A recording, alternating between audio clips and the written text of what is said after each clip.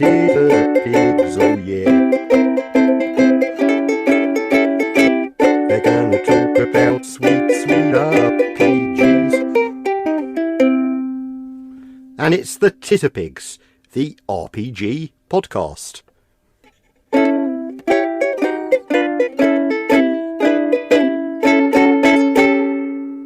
I getting paid for this one?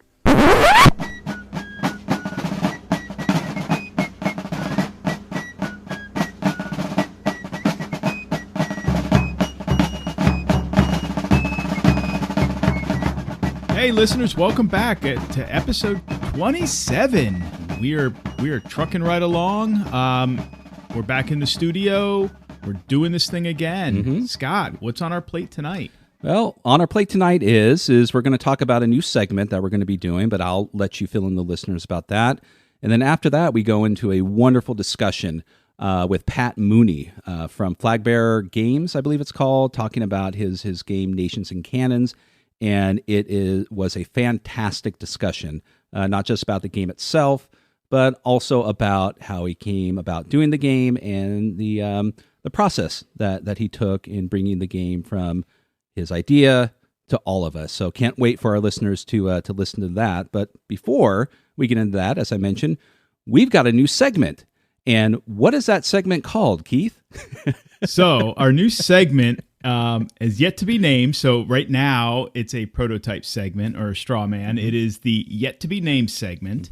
And so what we've done is Scott and I put together for our patrons 4 titles that we both have in our collections, and we let our patrons decide what we were going to read. And the intent here is we're going to read the product and we're going to discuss, dissect it, discuss it, and almost in like, what would you say, a review?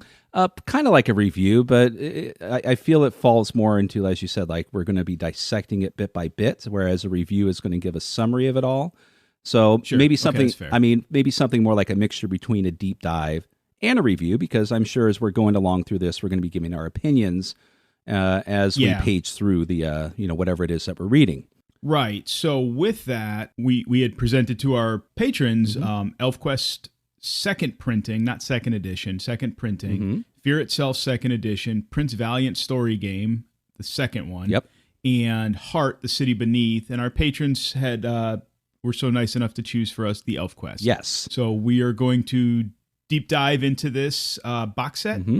And we're going to do this in segments. So we're going to break up the 2 booklets and the sundry bits and bobs in the box set. Yeah. And in addition to giving some history about it, we're going to break it up into segments over several episodes. Right. That's kind of our intent. Right. And the first one being ElfQuest, I know I'm excited about it, and likewise you are, because I think you and I are both fans of the comic, the ElfQuest comic. Absolutely. It was a staple of mine growing up. It was definitely one that I read over and over and over and over again, and continued to read past the initial run of the comics, which were encapsulated, well, at least back in the day, 4 graphic novels, and then there was likewise some additional novels that were written that continued to read, and the comic book carried on after the end of the initial run with Blue Mountain. But I did read some of that. I didn't get too far into the continuing story, but as far as I understand, it did carry on for a few more years, and eventually it did wrap up. But I do know a bit of the ongoing lore. I just haven't read the comics themselves, but that's way beyond what this box set is about. So, but the first book that we're going to be reading is the Elf book. Yep. And then we'll follow that up with the World book, and then the bits and bobs. But that Elf book it's a chunky little book for the box sets of the day. Yes. And I think we're going to break it up into 2 parts, and the World book will be another part, and then everything else will be kind of wrap that up into its own part with a summary and some final thoughts. Yes. Yeah, so that's kind of what we're doing. Yeah, it's going to be fun because we'll go over in the history and depth, but the ElfQuest, it was an interesting game when it came out. It was one of those where it might have been considered a critical darling. It did get good reviews, but it just didn't sell. And, as we go into it, maybe we will discover some of the reasons why. So we are. I've never read it, so this is going to be interesting for me anyway. So I'm looking forward to it.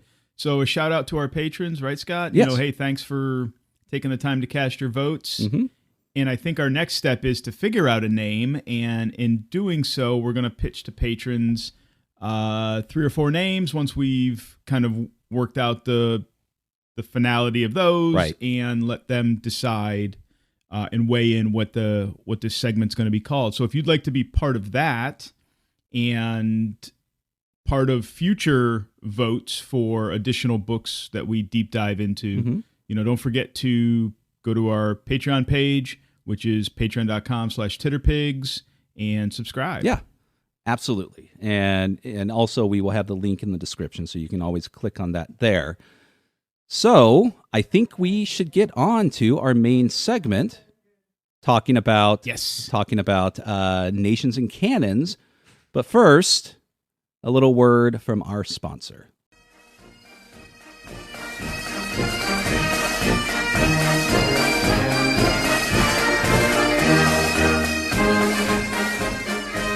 All right, we are back with our main segment for this episode, and with us tonight in the studio is Pat Mooney. He is the lead designer and founder of Flagbearer Games. So, Pat, welcome to Titterpigs. Howdy! Thanks for having me, guys. This is awesome. Yeah, no, welcome. Thank you, and thank you for coming back after Keith's colossal foobar with the other appointment. And yes, My bad. And yes, shaming Keith is part of the show, so we're not going to edit this out. But no, Pat, welcome, and we do appreciate you coming here to talk about Flagbearer Games, and your excuse the pun, the flagship game of Flagbearer Games, Nation and Cannons. It's almost like we did that on purpose. I know, Maybe, but an interesting game. Something that Keith brought to my attention. I've had the I don't have the physical book itself, but I've gone through your website, seen some discussions of it, and breezed through some of the PDF. And it's an interesting game. And so we're as Keith mentioned, we're here to have you talk about this game, and we've got questions. But before we do, we like to do the typical shtick that a lot of the podcasters do out here is. We like to know the people that we're talking to, their background, primarily their background in gaming. What was your introduction to the hobby? What was the game that kind of propelled you into it? And likewise, your inspiration for moving on from just a hobbyist to a game creator. So I was one of those sort of perpetual aspirants growing up where I never really got a chance to play any TTRPGs until college. I think I had one like abortive session of D&D, in someone's basement once that did not go well. But I really cut my teeth. I dove straight into GMing because I had a bunch of my friends and had no idea what I was doing, made tons of mistakes. I did that thing where I thought I knew better than the rules, and I went in and edited it and made all sorts of house rules on the fly, which wound up completely biting me in the ass. Yeah. And the game that I cut my teeth on was actually the Star Wars Saga Edition, which is a sort of a little known cul-de-sac that the D20 rule set went down, right somewhere between the end of D&D 3.5 and 4th edition. Right. And there was a lot of holdover mechanics there, and some that I think iterated on in quite interesting ways from some D20 modern concepts. And you might actually be able to recognize some of that shot through in the work that became Nations and Cannons. Mm-hmm. So before we get into talking about Nations and Cannons, I got to ask though. So with your limited exposure, until you got older, your game aside, what's your favorite role-playing game?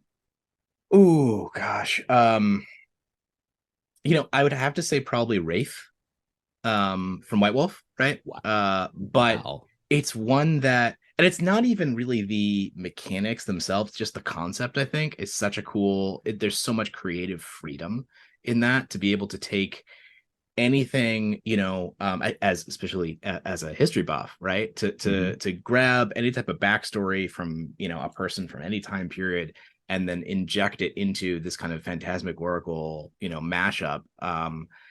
There's a lot of really great storytelling opportunities there, and it's a shame that there just isn't a lot of mechanical support, right? It's one of those areas of White Wolf that is sort of criminally underrepresented, and if they ever choose to resuscitate it in any of their modern offerings, I wish it the absolute best. I will 100% patronize it if so. That's awesome. Wow, that awesome. one was pulled right out of the hat. That's Wraith is one that, and hopefully it will be, but I assume that may or may not ever be mentioned again, because that's from left field. That's excellent. What was the subtitle? Was it Wraith the Awakening, I think? Oh God, I can't even remember. No, it's Wraith the Oblivion, because it's Mage the Awakening. Right. Okay, yeah. Right. So yeah, for somebody who doesn't do a lot of White Wolf games, I tend to know names. I don't know why, but it's okay. No, that was definitely out of left field. So yeah, thanks for entertaining that question.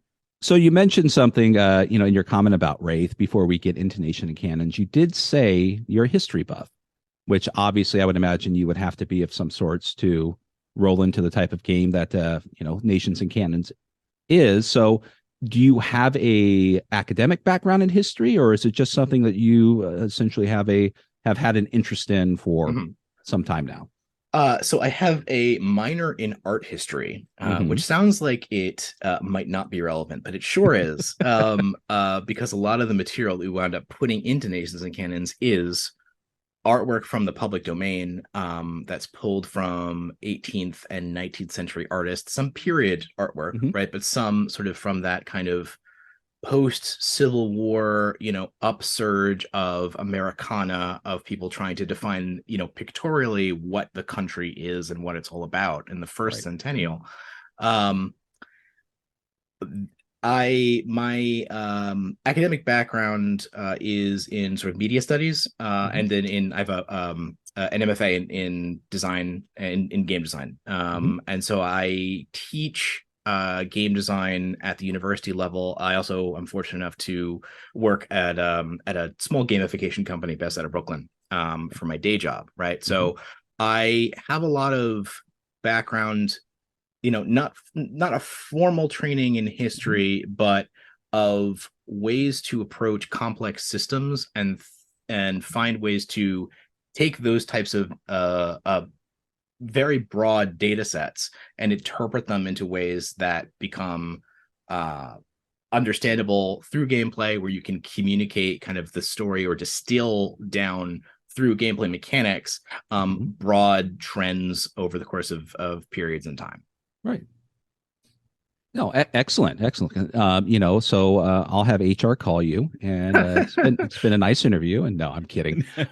No, so yeah, and to be perfectly honest, it wasn't like, hey, show us your resume for this, because we all know that simply being a history buff is enough for anyone to make a role-playing game about a historic event. So it's the important part really is that you just do your homework and you dig into it. I was at Gen Con, I think a couple of years ago, and people have been asking me this exact question, right? And I was waffling on it, right? And somebody came up, and I'll always remember this, and told me, all right, but now you've published a book and you have a published history credit to your name, and take it or leave it. I think the work that we put into Nations and Cannons has a certain amount of academic rigor to it, and that by default makes me a historian, makes me a published historian, right? So, I'll take it. I'll put up on the wall, and if anybody has any complaints, they can call the HR department. Oh no, that's fine. just know that you will be asked to be on Kunk on America 2. As a historian. So, no, excellent. All right. Well, Keith, you take the lead again. Sorry, I've been. All right. No. This is all good stuff. So I think this is stuff that listeners want to hear. Right. So for listeners, now I've heard your pitch at Gen Con last year, because that's where I learned about your game from. I think I was talking with you, and I'm not sure who else was with you. You had two other people in the booth with you. everybody did a fantastic job giving me the game pitch and selling me on it. I'm a history guy. I'm a tabletop war gamer, hex and counter war games, in addition to role playing games and all that stuff. And the American Rev War is like one of my like super interest items. So, but for listeners, can you give them your elevator pitch to what Nations and Cannons is and what it offers, the gaming community? Sure. So Nations and Cannons is an adaptation of the 5e rule set for playing historically grounded adventures set during the 18th century. And so we have rules for taking the supernatural elements out of the game, replacing your elves and your wizards with redcoats and muskets, and creating kind of a game space leading into some of the particulars of black powder warfare, but also other aspects of the colonial world, like spycraft and espionage, humoral medicine, all types of strange and daring light infantry and ranging operations, and bringing that to the fore so you can play in these adventure campaigns set in real world history. Our primary product that we is oriented around the American Revolutionary War, like you said, and we just did a Kickstarter for a companion booklet, which is going to be a full-on campaign guide that covers the American Revolution, the first half of the war, actually, from 1775 and the Siege of Boston all the way through to Valley Forge, hopefully to be followed up, if we are successful, with a second book covering the second half. But one of the questions we get all the time is, well, with this rule set, can you apply it to other periods in history? And really, our intention, in the long term, is to really build rules that you can use to imagine yourself in a role of kind of heroic resistance anytime throughout the Age of Revolutions. And so kind of the historical range that we're targeting is, between around 1650 to the eve of the American Civil War, sort of the extended long 18th century. Okay, I want more. No, I want more. No, excellent. I can keep going. No. I want more game. I mean, this is right up my alley. So I wasn't there. Keith was on his own, but I can see now why. He was just, suddenly he's 6 years old and he's listening to Tales of the Revolutionary War. He's like, can I have more? So yeah, no wonder he was sold on it. That's excellent. I mean, that's fantastic. That, and my son loves your cloth maps, and he was the one that actually told me to go buy your booth to go buy him a map. Oh, I owe him some kudos. Oh, definitely. Tell him to stop by. I'll give him some swag next time. Yeah, well, hopefully he'll be with me at Gen Con in 24. We're all going to make a return. So, thanks for giving us your elevator pitch. I think that kind of sets the tone for our conversation this evening. Scott, I know you're chomping at the bit. So, again, if I was walking by your booth and you told me about that game, I would be like Keith, like, tell me more. But of course, with it, and it's stamped on the front like all games are. It like you said, it's a modified 5th edition rule set. Mm-hmm. And I've always been a proponent for third-party 5th edition games, settings, adventures, campaigns, that kind of thing. Because I do feel that it does a far better job representing the 5e rule set to those who are fans of the game currently, better than, the owners of the 5e rule set. I'm not, we're not going to turn this into a disparaging moment, but that aside, and this is not a slight against you or anyone else, but of course, with the 5e rule set comes the stigma of those who may or may not like it. And also who feel like, well, why? What is it about the 5th edition rule set, especially in something that's a drastic change from your standard, 500th Kickstarter for another set of rules involving elves and dwarves and demons and devils? What is it about the 5th edition rule set that made you decide to use it as the platform for your game? So I'm going to take this one and run with it because I've got Okay. a couple of different responses Sure. that I think are relevant here. But I think the top one that you said here of people taking and hacking and remixing 5e Yes. as a creative exercise is, I think, really important, right? I think that's something that was demonstrated, over the duration of the kind of OGL kerfuffle Yeah. at the top of the year, right? And again, as someone who teaches game design, right, I've always been a strong proponent of taking, of effectively modding games, right? You see this in the digital design space all the time, right? Yeah. Like, games like Counter-Strike or any of the variants of tower defense games, right? League of Legends and the MOBA genre, all of these have their roots in working within the modding scene of an existing engine of a game and making it your own, because quite frankly,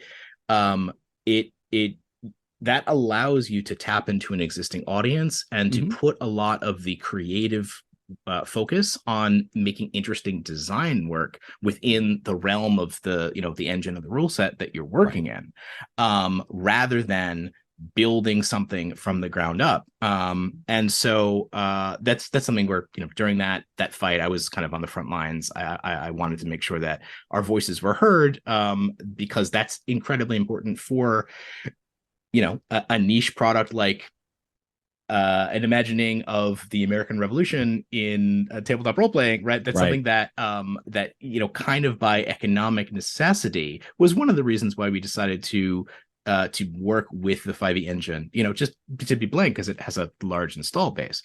But a big reason for that, and kind of what we wanted to do to get to work with something that had a large install base, was particularly to approach that from an educational angle, right? Okay. So in schools are now starting to approach D&D more and more as something as part of their curriculum. They're running electives, creative writing exercises. It's being used for special needs classrooms, after school programs, you name it, right? And it's it's scattershot. It totally depends on your district. It depends on how willing or avant-garde your instructors are, right? But something that we've heard over and again, right, is that when we're building material for educators that we want to be able to use, in the classroom or in, an extended, environment like an after-school program or a library, weekend activity, something along those lines, we could actually get in and run a full, session for a couple hours. It's hard for those games curious teachers to dig in and get the lay of the land of an entirely new story game, right? If I have to learn a new system from scratch every time I want to run an exercise, there might be the contingent of the most hardcore, game teachers who are really into it. But outside of that, right, there's a lot more teachers who are already using D&D for educational purposes, that we're trying to reach. And so we have an educational mission with this game, and I wanted to just talk about this for a sec. If you are a teacher, a librarian, a homeschooling parent, if you're a docent or a museum instructor at a historic site, you can go to our website and you can request a copy of the Nation's Canon's core rules. We'll put it in the mail. We'll send it off to you completely free of charge, right? Because we think it's really important. Obviously, this is a project with a lot of civics learning baked into it, right? It allows you to imagine the world of the past from a first-person perspective, which is not the one that you get from reading history books or general social studies education, because it's very top level. And so that was another reason, sort of a supplemental reason why we chose 5e. Now within the 5e framework, right, there's I don't want to denigrate anybody else's product, right? But there are the cash grabs, right? I'm not going to name names. And there are the people who've gone in and tried to do it, diligence, and actually carve something out there that is interesting and does something neat in that design space. And that's what we've, once we identified that as our target, we decided to go in hard and try and, do stuff that's really unique. kind of secret sauce of Nations and Cannons can be expressed as, well, Alexander Hamilton definitely knew vicious mockery, and Right. a single shot muzzle loaded musket actually engages in a pretty interesting way with the action economy of your standard combat round, right? Mm-hmm. Because this allows you to have weapons that deal tremendous amounts of damage at range, but actually require a turn to reload, and so that gets you into all kinds of like interesting periods of mechanical expression where you've got things like burst damage lined up, like we want to allow you to, as the player, kind of customize your loadout, right? You might battle like Blackbeard, with a brace of pistols strapped across your chest, or you might carry a musket in your hands and a rifle strapped over your back, and that really leads into the sort of colonial fantasy of the light infantry or the Rangers, the Continental Army ambushing a British patrol in the woods and blowing them away, right? And the fantasy that we're trying to capture there, it's not sort of your line soldier, right? Of you're in the camp, roll to see if you catch dysentery and die, right? It's a larger than life folk hero, sort of secrets behind the history, where you're playing characters like Daniel Boone, or Patrick Henry or Alexander Hamilton, like these figures that have already a bit of a mythos attached to them, and by the time you reach the higher levels, you have become in essence a folk hero yourself. Right. You're essentially taking on the role of the painting of the crossing of the Potomac. The, like you said, the mythological aspect of it all. Valiant men standing against, the cold of winter as they, chest out as they cross the Potomac. May not have exactly happened that way, but that's how you want to envision that in this type of game. And that's kind of what I read within taking a look at it. The couple discussions I had with Keith was, this is the draw to it is, like you said, even though it does take away some of the mythological aspects of fantasy, these are still in line with the aesthetics of what 5e is, and you are heroic characters. You are larger than life, even in this particular setting, even though you don't wield a +5 axe, and you don't have all these spells and potions blades to support you. Yeah, no Vorpal sabers, no Vorpal bayonets, unfortunately. But yeah, so I mean that's that makes sense, because, and that's kind of the answer I was hoping for, because as I mentioned, I've never been anti 5th edition like some people are. One of my favorite third-party games that really took 5e and did very similar to what you did was the team that came out with Brancalonia, the Italian spaghetti Western one. That was one of the first ones that I saw where I'm like, oh, this is making 5th edition interesting again, for me and others. This is making it fun. And as you mentioned, the familiarity with the rules makes it so much easier to like, oh, I don't need to relearn the wheel. I can just throw this down, learn the game setting, and we're off to the races. And we've also balanced it kind of against that principle, right? Yeah. Where it is balanced in line with kind of core 5e, so that if you wanted to take our black powder system and drop it straight in your homebrew game, so you have elves and muskets, and you have the opportunity to fire an 18-pound cannon against the dragon, right? So be it, right? I want to support that 100%. Right. So that's fantastic, and my wife's an educator, and I have been witness to a lot of things that you described. In fact, her history teacher is the president of the D&D club, so I will definitely give him your information. Call me regarding that. Yeah. So and my son, his D&D club at his high school, numbers in up to over 100 right now. So it's existent. And it's so much easier as an educator when you're trying to present something new. There's this wonderful historic game that's being run on the PDQ system, and they're like, wait, what? I don't. But, oh, there's this wonderful game that uses D&D to tell kids about the American Civil War. It's like, oh, that's that crap my kids watch. Yeah, I know what that is. Let's roll with this. So the familiarity of it is another plus, as you said, to to base it on the fifth edition system. So there you go. My question has been answered, and I'm a happy camper. So And good night, folks. No, just kidding. Just kidding. So with the game being able to span nearly a 200-year range in theory, the overarching setting of the time periods in which you want it to be applied to, but with nations and cannons itself being the American Revolutionary War. So is there representation for indigenous people, enslaved and freemen, and women? Yeah. I mean, this is the most important question that we get all the time, right? And it's extremely, especially as something that has an educational mission, right? Mhm. Right. Our kind of ethos, our mission statement is that it's everybody's history, right? Right. We really Good. want Okay. to allow you to think back into the heroic past and to imagine yourself from a position of agency, no matter who you are or how you identify or how the character that you're playing is, right? So we don't have the concept of fantastical races. What we do have are, a similar system where when you create a character, you choose your party role, and your role is things like you're the pioneer, the veteran, the scholar, the scout, right?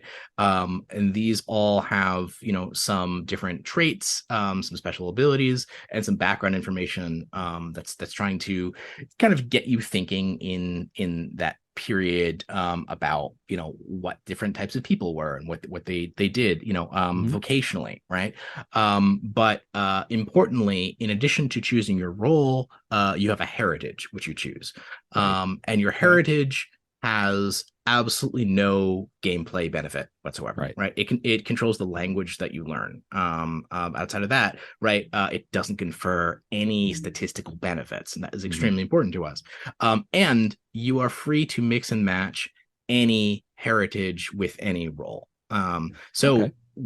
as part of the system, we've got these mechanics, but then we also have an overview of all of the different peoples that were involved in the revolution. Mhm. So we've got your colonials, and then a suite of different indigenous nations, right? Most importantly, in the campaign book that we're working right now, the Haudenosaunee, or the Iroquois Confederacy, is going to feature very prominently, because Okay. a lot of that, the action that took place around Saratoga, they were very decisive and very important moments in their story. But lots of other nations, like the other tribes that and nations that exist in the Ohio country, the Seminole down in Florida, and then touching on other colonial empires and peoples that live in there. So we talk about New Spain, the islands that kind of are off the coast in the Caribbean, and of course of the African peoples that were transported there, Mhm. and that were transported to the colonies. It's We have a number of pre-generated characters that you can go on our website. These are they're featured in our key art. They're shot through that role system, and over half of them aren't white dudes, right? You've got figures like Sally St. Clair or Deborah Sampson, right, who were women who served on the battlefield essentially disguised as men in the Continental Army. And this is a phenomenon that's happened throughout history. There are lots of documented instances. In our book that we're talking about, we have one character is a rogue Jesuit priest. Another is a Portuguese fellow by the name of Peter Francisco, who was like 6'6" in the 18th century, which, when everyone was extremely malnourished, made him a giant among men, referred to as Washington's Hercules, right? Again, talking about your tall tales, right? Right. A couple of different, several different, indigenous characters that we have there, that are playable. One of them is named Seymour Burr. This is a black man who was enslaved by the Burr family. Aaron Burr is sort of ill repute, right? Who, Right.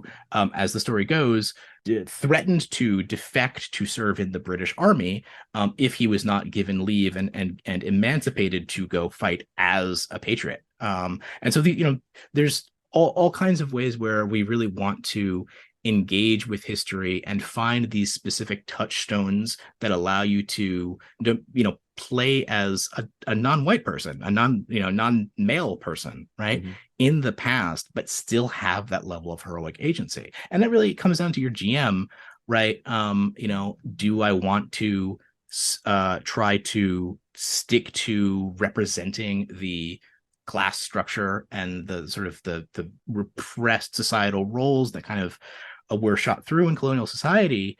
Which sort of fighting against the system is something that can be cathartic to some people in some types of campaigns, right? Yep. Or do I want to reimagine a kind of a more equitable past, or the way that things might have been? Because the interesting thing about revolutions is anytime you have one of these kind of struggles, no one knows quite what country is going to be made at the end, if the country even comes out. So you have those words, all men are created equal, and it's kind of a cynical exercise by some, by Jefferson, who's the one writing it while he owns hundreds of people on his plantation. Right.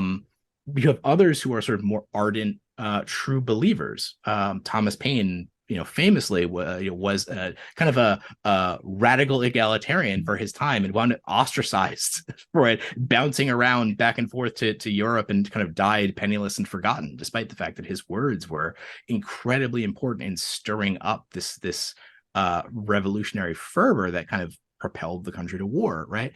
Having inclusivity baked into the game is extremely important to us.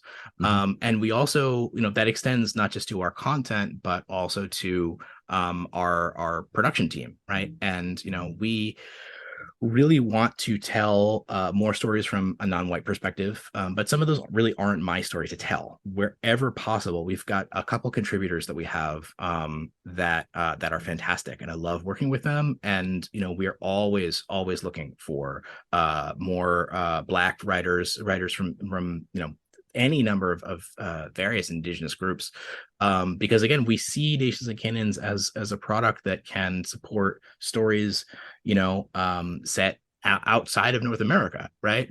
Story or from all different moments in history, highlighting that kind of heroic resistance to colonial rule. And so at its heart, the thesis of Nations and Canons is kind of an anti-colonial one, where the big bad is really the empire states of the day. This is, it kind of encapsulates it in a nutshell.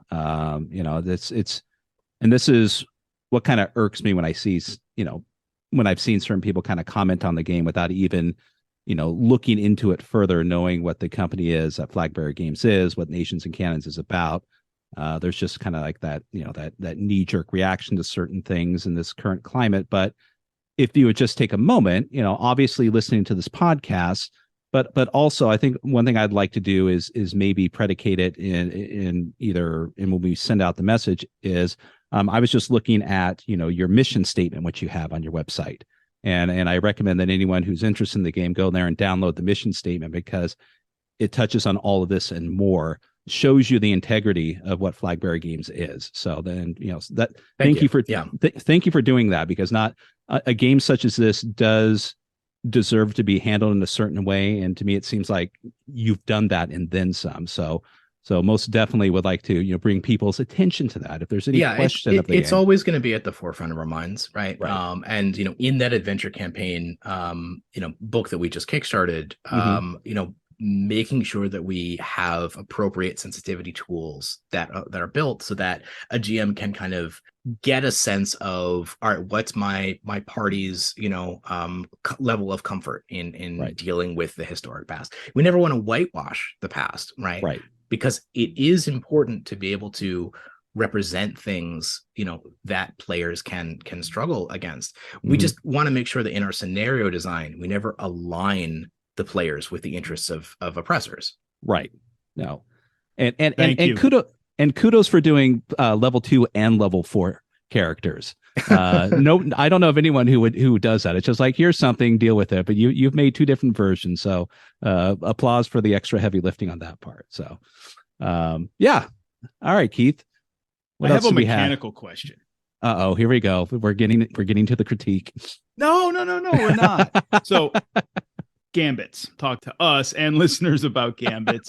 Just because when I read the book and I had to reread it, and I know I critiqued that part of it on my Rolling Boxcars review. In some way, I totally get what it's intending to do and replace. Some of it feels, at least to me, maybe I'm just the odd person out, but some of it feels in certain instances a little shoehorned in to align with the OGL game design. Am I just looking at it the wrong way, or? I mean, it's possible, right? So I'll explain. Gambits are in a game that's using the 5e system, right? You need to have some variation which expresses casting, right? In some way. Now, this is not spell casting because there's no spells, because there's no wizards in the 18th century. We've kind of taken that idea and we've gone through, and some of the examples I gave before were like humoral medicine, right? Or spycraft and intelligence network, creating inspirational speeches. To give a sort of a concrete example, right? You could have gambits where you are still expressing similar effects that you might be able to have in a standard 5e game, but we take it and we put it on its head a little bit. So Fougasse is a really good example here. Fougasse is effectively an improvised explosive. It's a pit that you dig and then fill with kind of a mixture of gunpowder and debris. And as you're digging it, you're kind of like angling this mortar to target a specific location, right? Okay. To then be ignited at a later point in time. So we've set this up so that's, it takes an hour to cast. You have to have gunpowder and shovels, and you have to be able to dig that pit and set your target point. And then, it only takes an action to light the charge and to, have it kind of fire explosively. And that more or less represents a fireball type of effect, right? But, I can't snap my fingers like a wizard and accomplish this effect in 6 seconds. Also, I need to kind of do it strategically, right? I can't, if I'm aiming to do this to set up an ambush, well, then I'm going to need to, go get that patrol of redcoats, get their attention, lead them through the woods until they get to kind of just the right spot that I can pull the trigger. So we're able to still have these types of effects, but they require more planning and forethought and more work into the narrative, frankly, to kind of represent these types of things that a ranger might be able to achieve. There are some, there's some spells within 5e that can be more or less reflavored to be things that are working in a mundane context, right? This is sort of what the Artificer class does a little bit, although, that's sort of shot through with kind of steampunk mad scientist energy. But if you kind of take that concept and apply it to something like Alarm, the alarm spell lets you know if somebody kind of trespasses into a certain area. And that's normally it's sort of a telepathic alarm that you're receiving. But let's say that, the ranger draws a couple of trip lines, right, and rigs them up with bells so that, noise is created when someone crosses into that barrier. You can have that effect and have it still make sense in a historic context.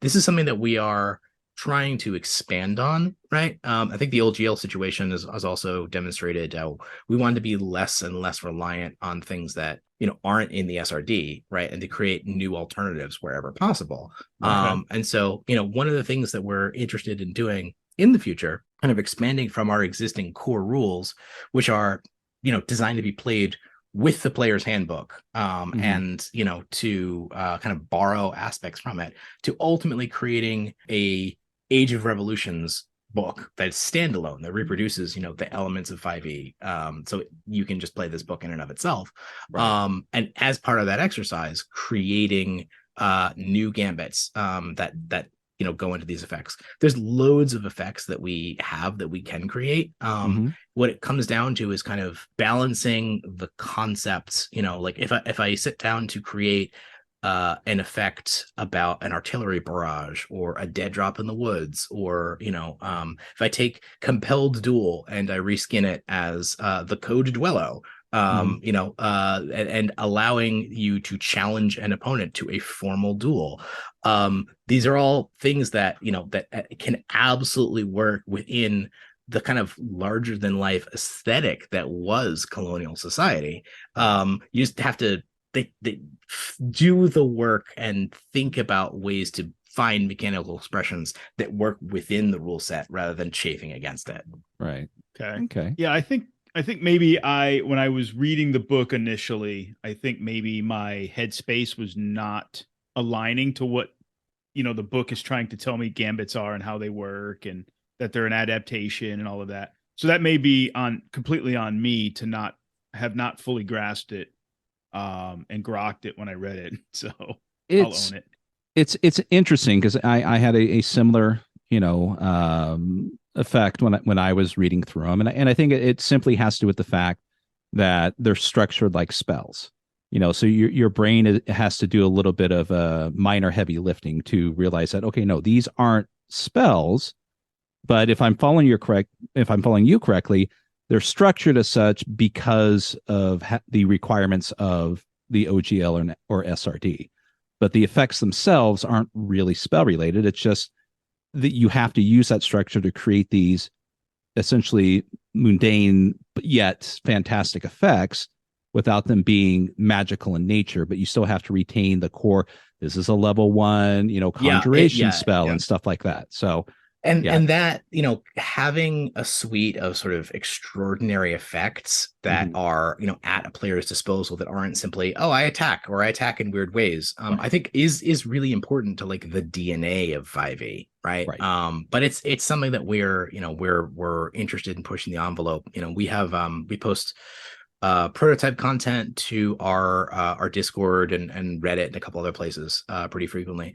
One that I just did, and a lot of the conversation that goes on in 5e circles is like finding out ways to give fighter martial classes more stuff to do outside of combat, right? So that they Mhm. feel like they have the same amount of contribution to the narrative as a spellcaster who has this list of really cool effects that they can just go through the spell index and pull out as the situation requires. So one concept that we're prototyping right now is something called tool techniques, right? And this Mhm. this isn't in a published book. I'm just talking about other cool stuff, but we've Yeah. got lots of ideas here where like finding out ways that like you might be able to take a munitions kit, which is one of the new tools that we've introduced, right? Or a napping kit, Mhm. or printing supplies, to be able to come up with like a little improvised explosive to use your thieves tools to when no one is looking, quickly pry some gems loose, from an ornate display in the nobleman's manor, right? To train yourself to be more tolerant against certain poisons by using a poisoner's kit, or even Hmm. chef's utensils, right? To find all the ways that we can like lock onto those kinds of like effects that live in the more nitty gritty, that we can attach to tools or weapons or supplies, or other things that represent, cool stuff that's going on in history. Interesting. I mean, and you can see that also right now, because one of the things that I noticed on your website, again, I'm just don't mind me, I'm looking at it, but you've included a something that's coming soon, Poor Richard's Almanac, which looks like it's weather and other things to add extra flavor and spice to your game. To Yep, that yeah. was one of our sort of side projects for the Kickstarter. It's going to be one half weather rules, kind of expanded exploration, but also Ben Franklin witticisms, jokes, and insults that are appropriate to the era. Yeah. Right? Ben- We can just give it as much 18th century fun flavor, because if you ever cracked open an almanac, even today, but especially looking back at that time period, they're wild objects, because they have, oh well, this is a prognostication of what the weather is going to be like. So this, if this actually is any semblance of accuracy, could be useful to a farmer. But then it's just a bunch of like ribald like jokes and like weird observations. And it just becomes like kind of a very fun document that it's like one part like interactive and other, very, very flavorful representation of that era. Right. I'm intrigued. Oh, Ben Franklin, the Revolutionary War edition or war version of the 5e Horny Bard. So yeah. Kids, if you don't know about it, look it up. Oh my god! Another one of the stretch goals that we achieved, which I'm pretty excited to look forward to, is a standalone adventure we're going to release as a PDF, kind of explicitly for those people that have been using Nations and Cannons to make their own Flintlock fantasy stories, called Benjamin Franklin Banshee Slayer, and that's going to be set in that era, with all of the lightning conjuring, spooky glass harmonica playing goodness, where you can mix and match, the occult and, folkloric monsters from this era, and maybe inject a little bit of the supernatural back into your Nations and Cannons game. Now you've sold me, because Keith is the traditional history fanatic of the duo. I love historical games, but I need my West to be weird. I need my World War II to have Cthulhu tentacles in it. And you've just pulled me into the Revolutionary War with Ben Franklin fighting Wraiths. So yes, that's I will be looking forward to that one. So you mentioned, being in line with the OGL, the SRD, and then maybe, branching away from the dependency on having like the player's handbook to be able to use the Nations and Cannons book. So how does the OGL kerfuffle of earlier this year, how does that affect you guys, like big picture wise? It's something that we're paying attention to. Okay. But I don't have, we're kind of staying nimble and seeing where things are going to shake up. The good news for us is that, our core rules they're already there. They're published. They were published well in advance of all this. Yep. So, from a copyright perspective, we're good. Although I think the conversation has kind of moved on from that now that the OGL has been released under the Creative Commons license. But what we're doing for the time being is really focusing on content, right? And the adventure chapters and even additional information that we have in the American Crisis book are things like annotated almanacs, the Northeast coast of specific cities like New York, Boston, Philadelphia, talking, write-ups of historical figures that were aligned with the Patriot cause and that were aligned with the British cause, timelines, like all the stuff that you can do either to follow our adventure campaign or to tell your own stories set in that kind of campaign setting. And that's all stuff it's not quite rules agnostic, but I definitely have talked to people who aren't interested in 5e, but are interested in using that and using that story and that storytelling material. Maybe even in something like Blades in the Dark, refactored as Guns in the Woods, right? Or other systems, because campaign book stuff, it's going to have a little bit of like hard mechanical stuff, like references to conditions like exhaustion. It's going to probably have some enemy stat blocks, right? But outside of that, most of the material is story based, is narrative, and that's stuff that we can continue to put out for the time being, while we kind of wait and see what the licensing is going to look like with 1D&D, and if we want to follow that in the future. Didn't know if you guys were going to, like you said, wait to see what they do with 1D&D or whatever name it ends up being. Or if you were going to try to switch gears and go to, what's the new one? ORC? Yeah. And then the Black Flag, Flag. just came. I think they wrapped already, but they had a pretty Yeah. big raise on Kickstarter, and they're doing their own system. So yeah, we're keeping our options open. We're sort of following the trends, and we'll have probably more information in early 2024 to announce on That's that. fair. No, that's fair. Thank you. Yeah. All right. So with the Kickstarter, because it's obviously been mentioned numbers of times already in the American Crisis, the book, the campaign book that you guys kickstarted, broad brushstrokes, what is it? What's it going to bring to the game space for folks that are either new to Nations and Cannons or are veteran of the game setting itself? Yeah, so I've talked about some of the other, additional narrative information, but the campaign in that is 6, might be up to 7. There was a late stretch goal to unlock a new adventure module, which we were very happy to get done. But now it's it follows through the kind of the greatest hits of the first half of the war, from Bunker Hill, the Siege of Boston, infiltrating British occupied New York, and trying to exfiltrate with one Nathan Hale, the circumstances surrounding the crossing of the Delaware, and intrigue and loyalist activity going on, on the fringes of that moment in time, leading up into the Saratoga campaign with 2 different chapters, one at Oriskany, that details what is effectively a civil war among the Haudenosaunee, when the Oneida and a few other individuals fought against the Mohawk and other tribes, and actually divided their allegiance, leading to the battles of Saratoga, and all types of sort of important turning point of the war stuff that is really important historically, and then culminating in more intrigue and skullduggery around Valley Forge. And the idea here is you're kind of Forrest Gumping your way through history a little bit. You are meeting with these, important figures.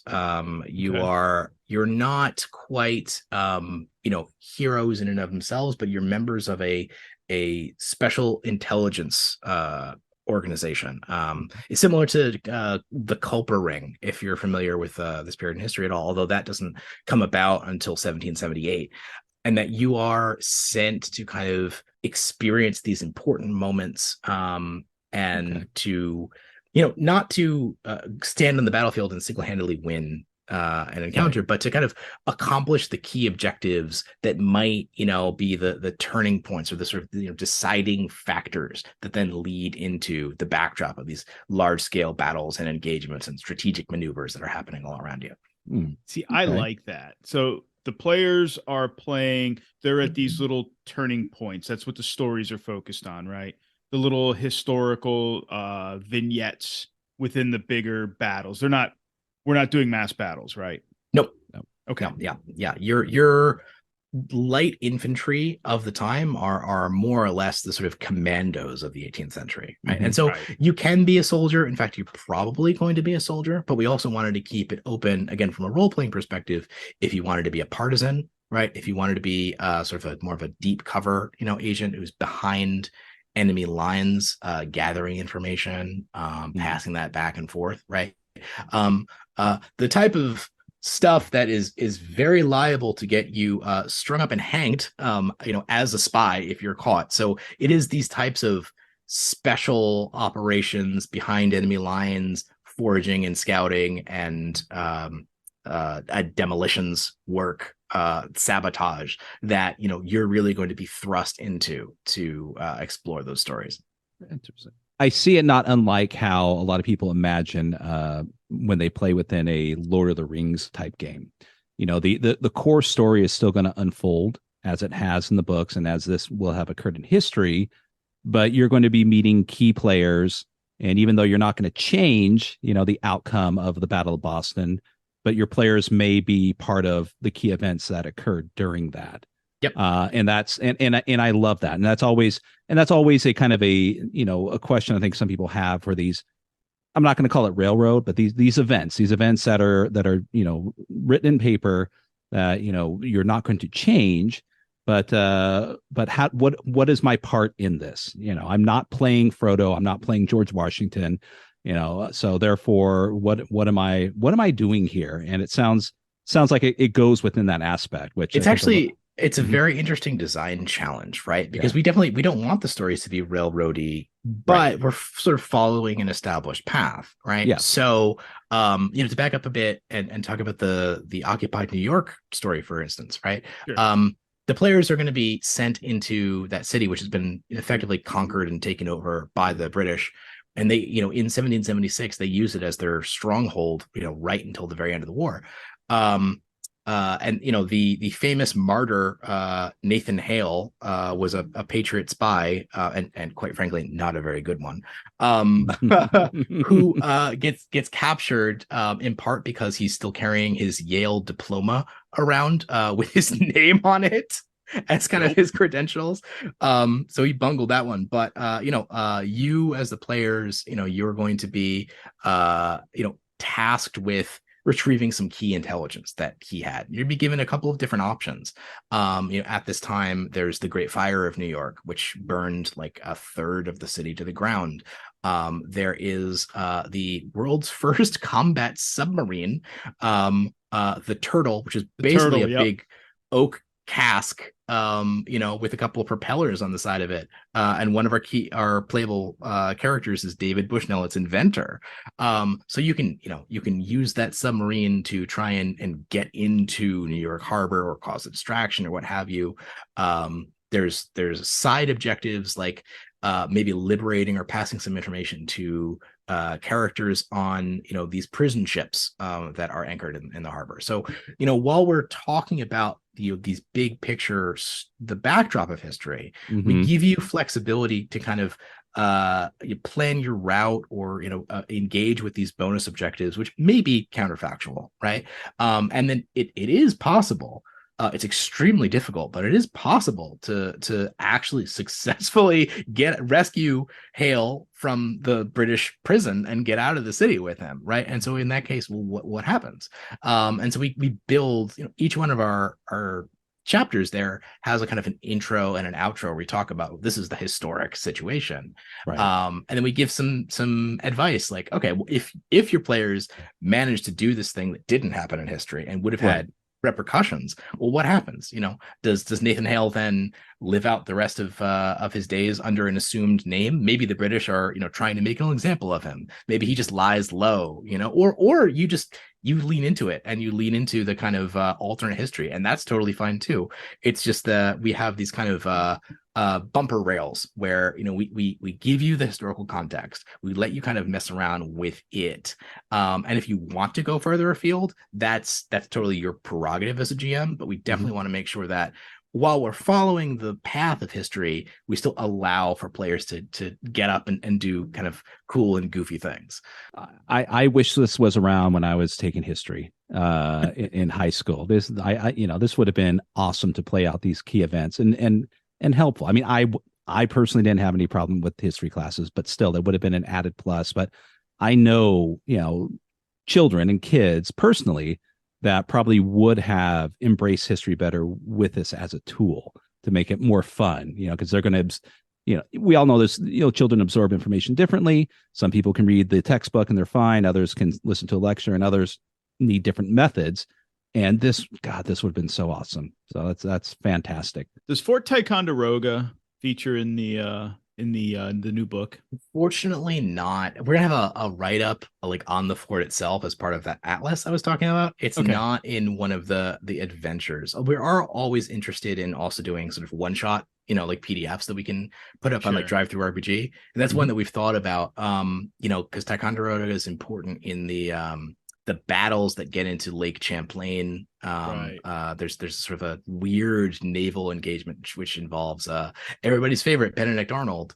We have a introductory adventure in the core rules which details the very ill-fated Patriot invasion of Canada, where you're tagging along with Ethan Allen, who famously was one of the ones who took that fort in the middle of the night. But the moment itself, it's not really heroic because he basically just ambushed the fort's commander in his bedclothes when nobody knew that hostilities had even been declared, and took it without a Right. shot being fired. Nice. Oh, and then went on. Because there was a reason I was asking, because where I grew up in Massachusetts is on Knox Trail, and my hometown is one of the stopovers when the artillery was drugged from Boston to Ticonderoga. Yes, so that is the first half of our Siege of Boston adventure, right? Where the first half of that is taking that wagon train, Henry Knox's, I think it's what's come to be called the noble train of artillery in historian circles, transporting it overland. It's sort of all the, by oxen, over the mountains, all the difficulties that come into that. And the second part is, okay, now you've got these cannons, you've brought them to Boston, and Washington's getting ready to mount them on Dorchester Heights, right? And the Patriots did this overnight. They had this sort of frenzy of activity where they built these battlements and put these cannons up there. So by the morning, when the dawn rose, the British were absolutely astonished. Suddenly, the Patriots had the big guns that were able to reach into the city and threaten their vulnerable positions, and that's how they had to withdraw. And so the second half of our Siege of Boston adventure, which is again a little counterfactual, it's sort of this like high stakes, larger than life aspect that we get into, is to let the players get into Boston, sneak into the city overnight and just cause mischief and distract the British so that they don't notice the construction that is happening on those hills and those cannons getting mounted on there. See, I like that though. I think that allows, and I mentioned this to Scott previous to having you in the studio, of just about kind of the game in general, is it's that type of thing that allows the players to get down to the action, into the story, and where the things that they do have an impact without changing the high level history that's happening. Because we're not going to change the Siege of Boston. It is what it is, unless you want to do some alternate history stuff, and I encourage that too. Right. But it's those little things like, like you said, going around Boston with objectives of distracting contingents of British soldiers from noticing what the Patriots are doing in terms of building embattlements and bringing in the cannon and all of that. I think that's interesting story stuff, from a player perspective and a game master perspective. Right. So yeah, it's finding ways to inject players kind of at the periphery and give them heroic moments that aren't, well, I'm in the line on yet another one of these major pitched battles, which is just because, never really interesting for a kind of a squad level role-playing game. Right. Now, there's a reason why the only war RPG for Warhammer 40K didn't do too well, because you might as well just play, the miniature game at that point. So but it like Keith said, it gets them involved into the game, but it's more than just, hey, we're just essentially playing through a history textbook too. Yeah. What we do have, which is kind of interesting there, is the game is set up to be very much asymmetric, where we don't have enemies that are, okay, here's the redcoat commander, he's got 100 hit points and you can take 20 musket shots, right? Like, that starts to get, the bullet sponge enemy design is boring, but also it'll shake you out of the period very fast. Right. And so rather than having that, we have encounters that are, encourage the game master to run, outnumber the players with, 10, 20, 30, 40 enemies at a time, where each individual redcoat is relatively weak, but they can fire a volley. The sergeant can order a volley, and the officer, standing on his horse, can improve the effectiveness of that volley. They're all taking their actions simultaneously. So rather than, combat bogging down with each goblin rolling an attack roll, right? You can have large numbers of enemies on the field, and the game will still, run and execute pretty cleanly. And then things like, artillery emplacements, effectively function. They fire, in lines or in cones if they're using grape shot, right? Like dragons of the day. Right. They need to be reloaded after use, and so you're still rolling that d6 to see if the crew is able to successfully load the piece. And you want to be targeting the crew, not the cannon itself, of course. Right. And without fail, every time I put a cannon on the field, players, their number one goal is to storm it, to get rid of its occupants, and to turn it back, on the enemy, which is awesome, right? Like artillery becomes such a fun thing for players, because then they just to roll these incredibly large numbers of dice, and get that kind of childish glee look on their face. Yeah, the idea of mooks, essentially, which you have that temporary moment of just, I'm a super badass, and you're just mowing through all of them. They can hurt you, but you can hurt them a lot more. I think, was it 4th edition that introduced mooks generally to D&D? I could be wrong with that, but minions, I think, was the term, something like that. Possibly, yeah. Essentially, just one hit point, or so. just to make them feel, super heroic and super powered, for a moment, to add flavor to it. But yeah, no, that is another important aspect too. And kind of going back to the game mechanic thing. Yes. Hit point sponges in D&D, I think, is one of the biggest hurdle to climb when you're dealing with firearms in Dungeons and Dragons. And, when it's done correctly, it works, but when it's not, you're right, it can kind of take you out of the moment, of like, yeah, I've shot this guy, with this M16 15 times now, and he's still standing. What the hell? So it doesn't work like that in real life, I'm telling you. Yeah, we balanced it pretty carefully so that your average musket shot is enough to drop, a standard British regular, right? And that's important, right? It's that we want there to be a lot of damage flying around. We want cover and where you're positioned, and where you're positioned, where you reload, to be important. And so that level of lethality, and increased emphasis on ranged combat and linear warfare actually takes the kind of combat dynamic of 5e and freshens it up in some interesting places. That's one of the best times to have, is when you have people who are relatively used to 5e enter into like another game or system, so to speak, that uses modern warfare mechanics, guns and things such as that.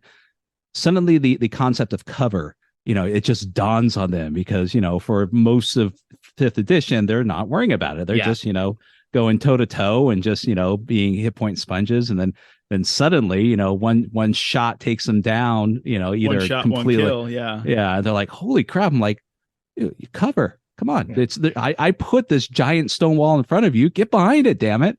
And we've got our enemies, like our cannon crews or those standard redcoats, set up with passive abilities that they get those buffs by, they have to be standing in a line to do a volley fire, right? And so that means if you kill the sergeant before you can issue the volley, there's counterplay, right?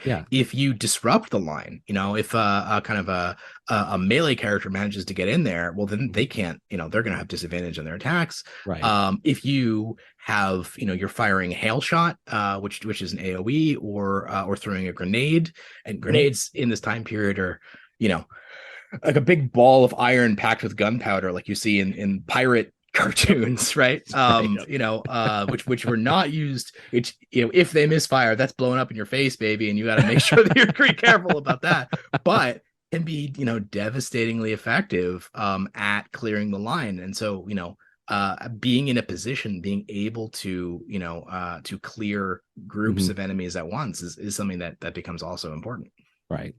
So mechanically, I have another question. Some other games out there have instances where the player's actions leading up to like a pitched battle will influence the pitched battle. Even though they're just a speck in the grand scheme of things, right?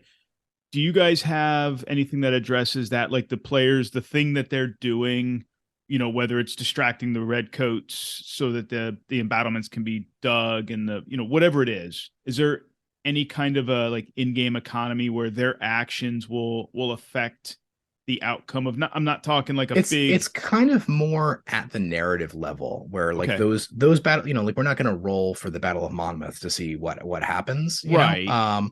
But the players have their marching orders, right, that they're given to kind of try and take on these special operations. They also have individual objectives, right? So if I'm playing as Anna Maria Lane and I'm infiltrating New York to try and one of my objectives is there's those prison ships. Well, her husband was captured and wasn't on that prison ship, and she might want to try and get over there and achieve that, her something that is tied to her personal story.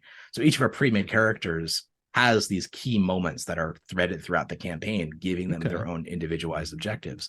As far as having the battle as representing larger battles, through dice rolls, it's something we might build a system.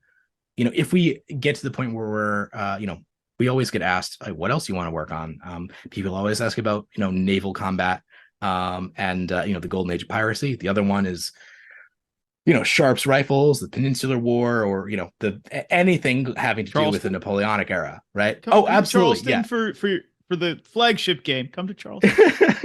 Yeah. The second half of the British Southern strategy in the second half of the American Revolution, of course, right? And so like that, those are places where we might think about building additional subsystems, that can work into nations and cannons. I could see that for like Peninsular War stuff. Yeah. AD&D second edition battle system. It's already done for you. No, that's trash. Don't use it. Don't use that. I wasn't sure if you were being oh no. facetious or not. No, yeah, I mean you should, yeah. Keith knows I am 99.9% facetious in most everything. So but no, I mean, again, just so I kind of reiterate, this to me, with any sort of 5th edition game that comes out, there's always going to be a bit of speculation. Is this just another 5e card wrap? Is this just another, cash grab, as you had mentioned earlier? As far as I'm concerned, and I probably also think, Keith, you've satisfied that concern and then some. You've obviously, you and your team have put forth what sounds to be a fantastic game that has been well researched and handled with care and respect for the material. And I think that's important with this particular, historical setting.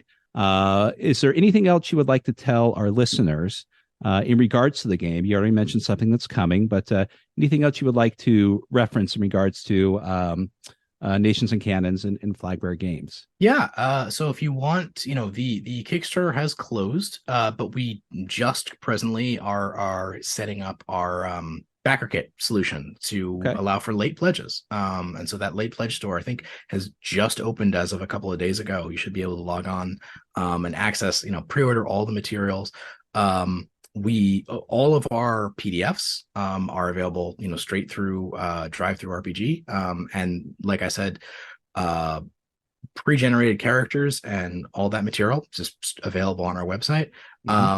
One product that we didn't get a chance to talk about, which I actually have been working on a new version for just lately, is our Misfire deck. And that is sort of a critical fumbles deck that has everything, lots of places where we can go into specific detail. We have a misfire rule that's pretty broad in general for firearms, and we've approached it with kind of care and diligence to make that a kind of an interesting thing, but not something that completely, demolishes a fighter or a martial character and robs them of fun. And the idea of these types of effects is they can range from kind of quirky cards to ones that are catastrophic, sometimes beneficial. Your shot might go wide and lodge in the hatch or the hinge of a door, preventing enemies from storming into it. You might kick up a cloud of smoke, from the action of your gun that could conceal you and actually give you, a benefit there. And that's ways where, we've done a lot of specific research on material culture, working with reenactors on our staff to think about all the nitty gritty particulars of of small arms, grenades, and artillery, and how they misfire. And every misfire deck also comes with a PDF. This is, like I was talking about before, of an additional supplement called Flintlocks and Fulminates, which expands our firearm rules, out to past the American Revolution, to kind of the matchlock era and far forward with new mechanics like revolvers, early kind of prototype lever action Winchester stuff. My personal favorite are elephant guns, which have a trait called stopping power, to stop that charging rhino in its tracks. And that's all stuff that we think we can use to tell stories as far forward as the American Civil War, using the Nations and Cannons rules. I have the first version of the deck, and I think it's fantastic. I like the variety it adds. I like the good, the bad, the results, right? I think they're unique and they're fun and add, a nice bit of flavor. But so you're saying there's going to be a revised version of that coming? Mm-hmm. Yep, that's correct. Incorporating new research, new research, new historical quotes, kind of like revised content throughout. And this is, we always want to support our fans who've helped us get this. This started as a passion project throughout COVID that we're just kind of working on. All of us have day jobs, right? And so, whenever we do an update or a refresh of our product line, if you have a copy of the original, just get in touch with us, shoot us an email. We'll give you 50% off on the new version if you want to purchase it. But, cool. I think we've had a lot of success, just getting word of mouth from going to conventions, running games, meeting people, that led us to a successful Kickstarter. And now I think we've got, lots of opportunities both in the educational space and also just making cool products for consumers, for D&D fans, to explore this period and other cool stories set during the long 18th century. All right. Excellent. So where can listeners find you guys in the convention scene the rest of this summer and into the fall, and rattle off your website, your social media presence, stuff where they can find you guys? So our website is nationsandcannons.com. And you can jump directly to the Kickstarter by our we picked up a custom URL for it, which is yourdadwilllovethis.com. I remember that. We also have a Discord that's got it's the community is active and growing, which is really heartening to see. I'll definitely shoot you guys a link so you can add it to the doobly-doo. Yep. And all of our sort of standard socials. The conventions we're going to be attending this year definitely are Gen Con in Indianapolis, Nova Open, which will be in and around the DC area, and then PAX Unplugged in Philadelphia in December. Nice. Okay. Yeah. And then you might be able to see Nations and Cannons products on the show floor, because we're partnering with a couple other distributors to just bring it to the other cons we're not physically attending as well. Listeners can now find you guys. That's awesome. Oh, well, again, Pat, thank you. Thank you so much. This has been a fantastic conversation. And for our listeners, I hope you enjoyed this, and definitely check out, Nations and Cannons.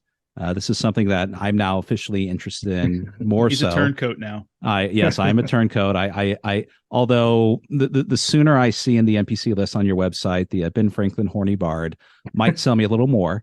So feel free, listeners, if you feel there should be a Ben Franklin Horny Bard on the website, you can write us at, never mind. But no, so yes, I'm going to definitely pick up a copy, and I will be putting, my educator friends, the history teachers, and the ones running the D&D clubs at, both the high schools, in contact with you. Would love to see your product in their classroom and at the table. So Keith? Thanks. Yeah. Thanks for selling Scott. I've been trying for a year since Gen Con last year. I think we got back to our accommodations because there's a whole group of us rented a house. I was just smitten with the sales pitch, the elevator pitch, and from your team. I'm all over it. I like it. I think I got a little bit better grasp of the gambits now. That was like my one hang up, but I think my headspace is in the right place to grok it now, which is same good. here. Same here. I'm looking forward to seeing the new book. So, yeah, that's going to be a thing. Runner, play this soon, Scott. Yeah. Just saying. No, I mean, no, Keith, you sound like you're going to be running it any day now. So, consider I got some other games to finish first. What? Don't overload me. But don't say that in front of our guest. We do that after he's gone. No, you're going to play it right now, Keith. But it'll get to the table, and we'll get Scott further hooked into it. So with that, again, Pat, thank you so much. And listeners, look for all of his information in the description in the doodly-doo. And we will now be moving on to our next segment.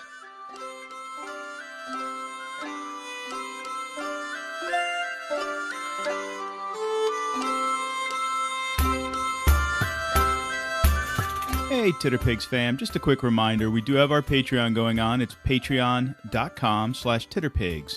You can show your support there. We have 2 tiers for you, a $3 and a $6 tier, so show us some love and be part of our growing community. I would also like to give a shout out to our Patreon supporters. We've got Dr. Mitch, Jason Sheets, Bud from Bud's RPG Review, Dwayne Costa, William Payne, Lupus Malum, and Salt Hart.